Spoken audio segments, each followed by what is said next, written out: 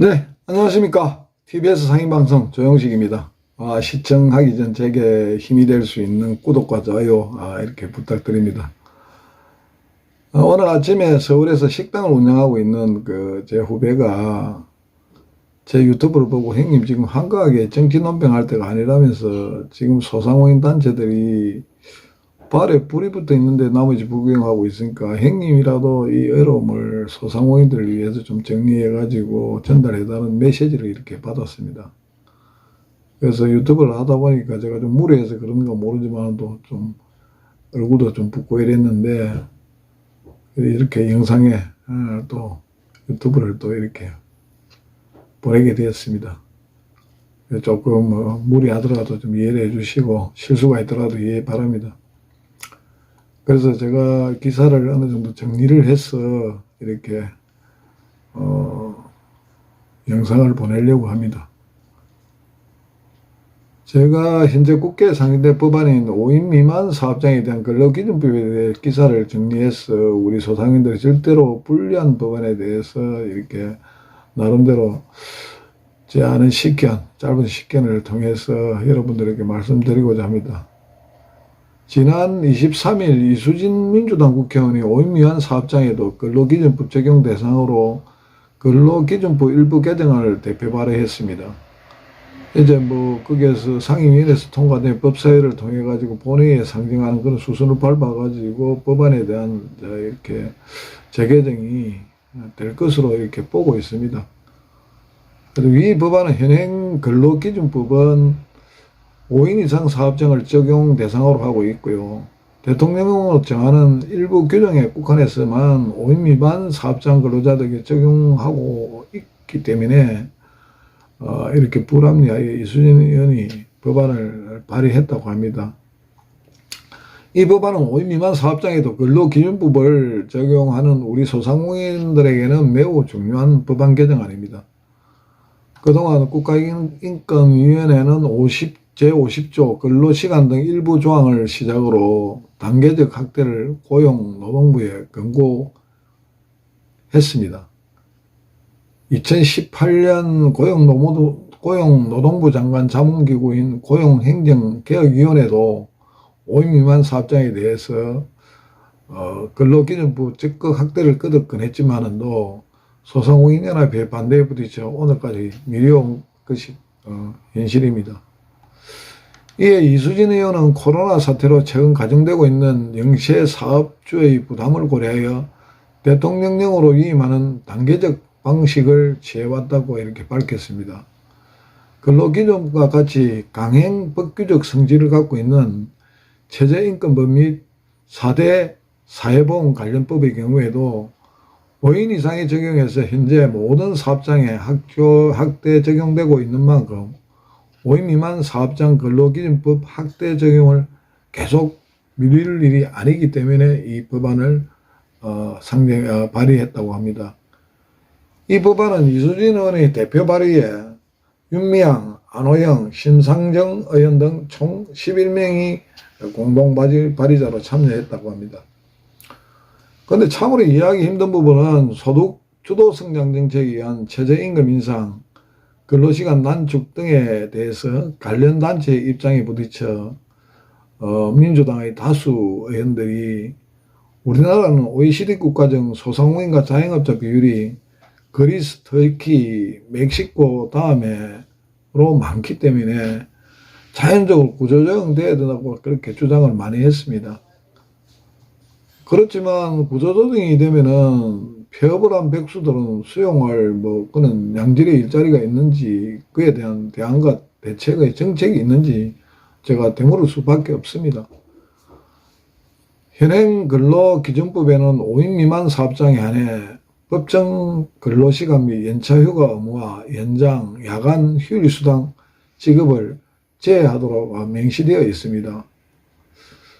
만약 이수진 의원의 법률 개정안이 국회에서 통과된다면 소상공인들의 입장에서는 권고한 대로 휴일과 야간 이런 동안 영업을 해도 그런 음식점 가게 같은 경우에는 인건비 부담이 한 50% 늘어나게 됩니다. 연간 또 15일 이상의 연차 휴가를 줘야 하는 그런 부담이 생긴다고 크게 반발하고 있습니다. 그리고 지난 2018년에도 최저임금 등에다 근로시간 단축 등의 여파로 매출이 줄고 인건비가 뭐 부담이 커지는 등 아르바이트 일자리도 줄어들고 이는 여러 문제가 봉착되었습니다. 그래서 근로기준법 적용 확대는 자영업자를 두 번, 세 번 죽이는 그런 일입니다. 특히 지금 코로나의 위기 상황에서 이러한 법안을 참 발의한다는 그 자체가 의구심이 듭니다.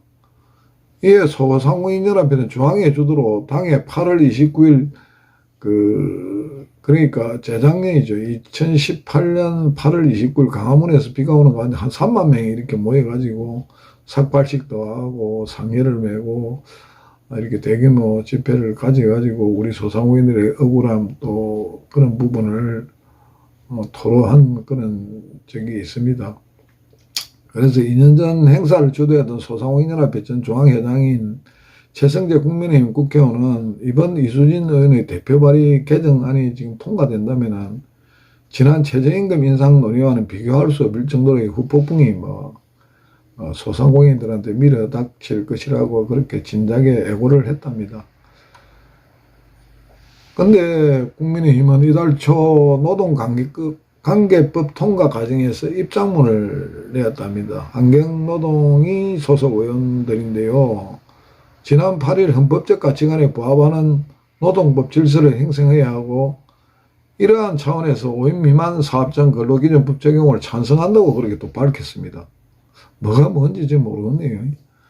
뭔가 대안과 대책도 없이 코로나 위기 속에서 소상공인들이 지금 엎친 데 겹친 꼴에 이중거리를 겪어야 함에도 이를 대변할 단체들은 지금 뭘 하고 있는지 정치권 줄더기와 기득권 유지에만 지금 골몰하고 있는 이런 상태입니다. 소상공인연합이 중앙에는 지금 내부 분란으로 지금 정상화가 되지 않고 있는 이런 문제와 또 내년 중앙회장 선거를 앞두고 전국 상인연합회와 한국예식의 중앙회 역시 중앙회장 선거를 앞두고 있어서 그런지 모르지만도 지금 나머지 불구경하고 있는 이런 실정입니다. 참으로 안타까울 뿐입니다. 그래서 제가 항상 이야기하지만도 우리 소상공인들이 그러니까 복리정진을 외면하는 단체는 빨리 해산해야 합니다. 그래도 우리 세비를 가지고 운영하는 단체가 우리 소상공인을 위해서 이렇게 정부에서 지원을 하는데 그렇게 방관한다면은 제가 앞장서서라도 그 조직을 전부 다 문을 닫아야 되겠죠. 자신의 조직의 권리와 의무에 대한 책임에는 아랑곳않고 정치권의 줄대기와 예산의 목을 매는 혈안이 되고 있는 이는 실정입니다. 그래서 참 깝깝한 그런 실정입니다. 이에 국민의힘 소상공인위원장을 맡고 있는 최성재 의원은 향후 5인 미만 사업장에 근로기준법이 적용되면 소상공인들의 삶을 저녁 굶는 삶이 될 수 있다는 그런 말을 하고 심히 우려를 표했습니다. 삶이 있는 저녁이 아니고 3일 저녁을 굶는 삶이 된답니다. 또한 최 의원은 이 법은 단순히 소상공인들 삶에만 영향을 미치는 것이 아니라 취약 근로자와 근로자들의 삶에 지대한 영향을 미칠 수 있다고 합니다. 근데 앞으로는 아르바이트 쓰는 것도 힘듭니다.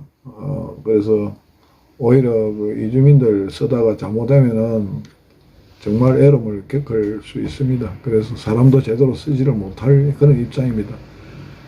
이에 민주당이 한유총이 주장하는 바와 같이 일부 근로자들이 근무 시간을 줄이고 급여를 많이 받을 수 있는 저녁이 있는 삶을 누릴 수 있겠지만도 소상공인들이 운영하는 업소에서 일하는 사람들은 더 많은 일을 해야만이 그 나름대로의 최소한의 삶을 영위할 수 있다라고 그렇게 말했습니다.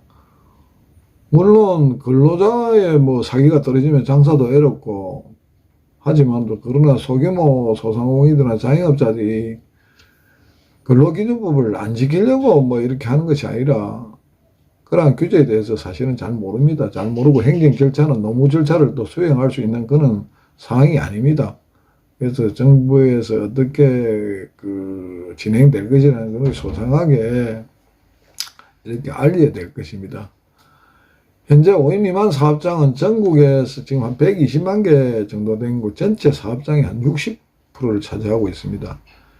이번 법안이 통과되면은 사업장 대다수가 잘못하면 범법자로 내몰 수 있는 그런 위급한 처지라고 합니다. 하지만 최 의원은 자신의 혼자만으로 이 법을 막기 힘들다면서 이해주체인 소상공인 관리단체들의 힘과 도움이 절대적으로 필요함에도 불구하고 모두 지켜만 보고 있기 때문에 좀 중과부적이고 안타까움을 토로했습니다. 저 역시도 멀리 있다 보니까 멀리서 응원만 할 뿐이고 이렇게 유튜브 영상을 통해서나마 응원을 드립니다. 소상공인 여러분, 정말 이 코로나의 긴 터널을 벗어나 그렇게 나름대로 우리 문 대통령께서 말씀을 하시지만은 또 터널을 벗어나면은 또 천길 낭떠러지가 기다리고 있는 이런 실정입니다. 각 소상공인 관련 단체들은 지금부터라도 한 목소리를 내기 위해 똘똘 뭉쳐서 단합한다면 오늘의 위기를 극복할 것입니다. 누군가가 원망에 앞서 이제 자신들이 그러니까 생존권을 위해서 각자 도생의 준비를 할 수밖에 없는 실정입니다.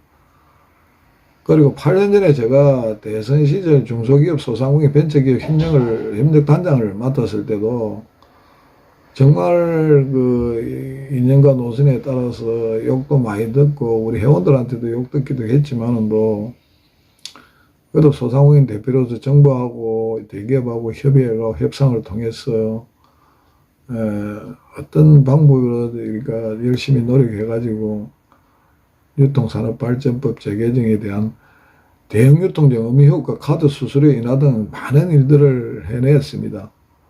저희들이 해야 될 일은 바로 이것입니다. 법과 제도를 개선하고 정책을 정부에서 실행에 옮길 수 있도록 단체가 힘을 합쳐서 이렇게 이끌어 나가야 됨에도 불구하고 이렇게 코로나에 힘든데도 또 이런 법안이 통과된다면은 정말 슬프고 괴로운 겨울을 맞이할 것입니다.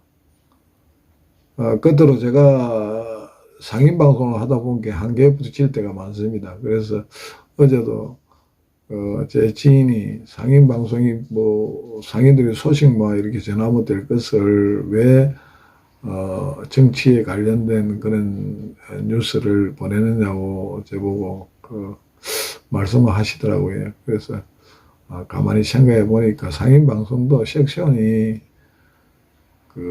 정치와 경제, 문화, 예술 여러 가지 그런 컨셉이 있습니다. 그래서 그런 컨텐츠도 있지만은 또 그걸 또 제가 잘 겸허하게 받아들여서 개인 유튜버 용식에 간다는 코너를 제가 마련했습니다. 그래서 그때는 마련하면은 제가 하고 싶은 말 좀 심하게 할 수 있도록 연구도 내보고 그렇게 하겠습니다. 그래서 제가 이제 그걸 하다라고 지금 생각하다 보니까 어느 한쪽에서 떨어져 서지 않으면 한쪽을 버려야 되는 그런 상황이 벌어졌습니다. 그래서 항상 제가 중립이다, 중립인데 중립이라는 게 참 힘드네요. 그래서 요즘은 참이 거짓이 되고 거짓이 참이 되는 그런 세상 아닙니까? 그래서 이거 진영 논리야 이 이념이나 이런 노선에 따라서 참이 거짓이 되고 거짓이 참이 되는 그런 참 애로운 세상에서 이렇게 유튜브를 운영하는 것도 정말 힘든 괴로운 작업인 것 같습니다. 그래도 작입니까 이제 이왕 시작했으니까 열심히 하겠습니다. 그래서 응원과 격려를 부탁드리면서 다음에 용씨가 간다를 만났으면 좋겠습니다. 예, 감사합니다.